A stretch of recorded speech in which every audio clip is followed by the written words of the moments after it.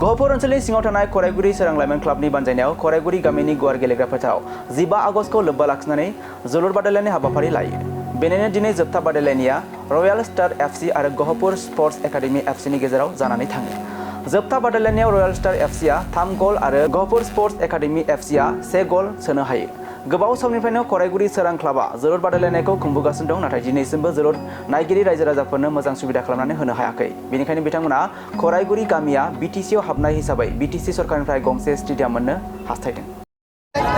আমাৰ স্বাগত খৰাইগুৰি ক্লাবক মই ধন্যবাদ জনাইছোঁ আৰু লগতে আজি খেল পৰিচালকক মই ধন্যবাদ জনাইছোঁ আৰু লগতে আমাৰ স্বাগত ক্লাবৰ সমূহ বিষয়ববীয়া তথা কৰ্মকৰ্তাসকলক মই ধন্যবাদ জনাইছোঁ আৰু লগতে আমাৰ গহপুৰ টাউন ক্লাবৰ সমূহ খেলুৱৈসকল লগতে টিম মেনেজাৰ লগত সকলো মোৰ ফালৰ পৰা মই ধন্যবাদ জ্ঞাপন কৰিছোঁ।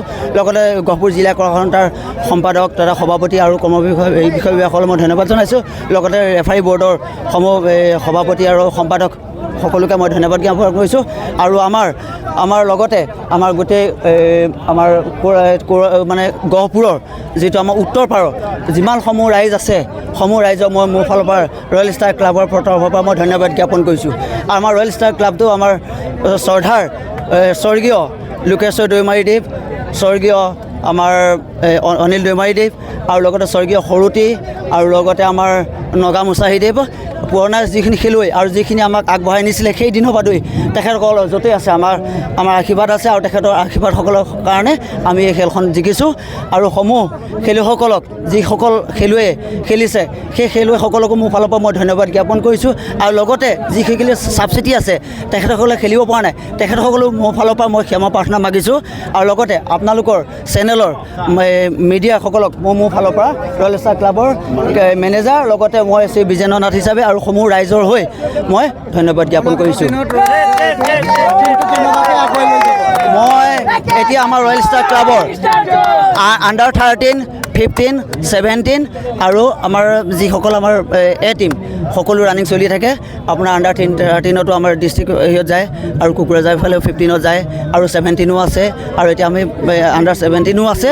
লগতে এতিয়া পঢ়া শুনা কৰি আছে। এই পঢ়া শুনা নেক্সট ইয়েৰ মানৰ পৰা আৰু ভাল হ'ব, নেক্সট ইয়েৰৰ পৰা আৰু ভাল হ'ব। যিহেতু এতিয়া ক্লাছ 10 পাই আছে এই তেখেতসকলে অলপ পঢ়া শুনা মেট্ৰিকটো পাৰ কৰাৰ লগে লগে আৰু ভাল হ'ব বুলি মোৰ বিশ্বাস আছে।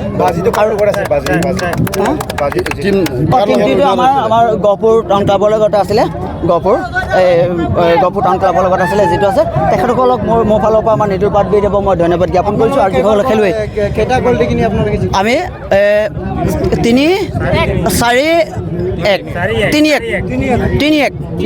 3-1 গ'লত আমি জিকো।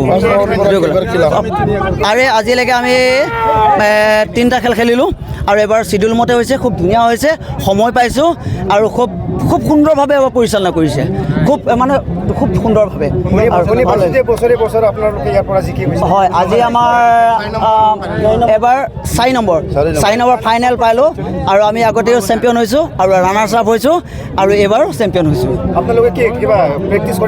আমাৰ 12 মাহে প্ৰেক্টিচ থাকে। 8টা বল মোৰ 3 মাহত থাকে। 8টা বল ৰাতিপুৱা 10টা বজাৰ পৰাই আপোনাৰ বন্ধৰ দিনাখন আমাৰ আণ্ডাৰ 13 সৰুখিনি খেলে।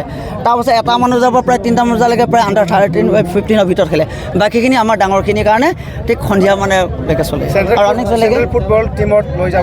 আমাৰ বিশেষকৈ ডিষ্ট্ৰিক্টত প্ৰায় আছে আৰু ষ্টেটলৈও আমাৰ যিটো বৰ্ডলৈ ট্ৰফি হৈছিলে, আমি লাষ্ট ইয়েৰ আমি ফাইনেলত ছেমিফাইনেলত আহিছিলোঁ। তাৰ ভিতৰত এজন প্লেয়াৰ আছিলে অক্ষয় চৈগাৰী বুলি আছিলে, তেখেতক আমি ষ্টেটলৈ পঠাই গৈছিলে। ষ্টেটত চিলেকশ্যন নহ'ল আৰু নহ'লে স্পেইন যাব পাৰিলে হয়।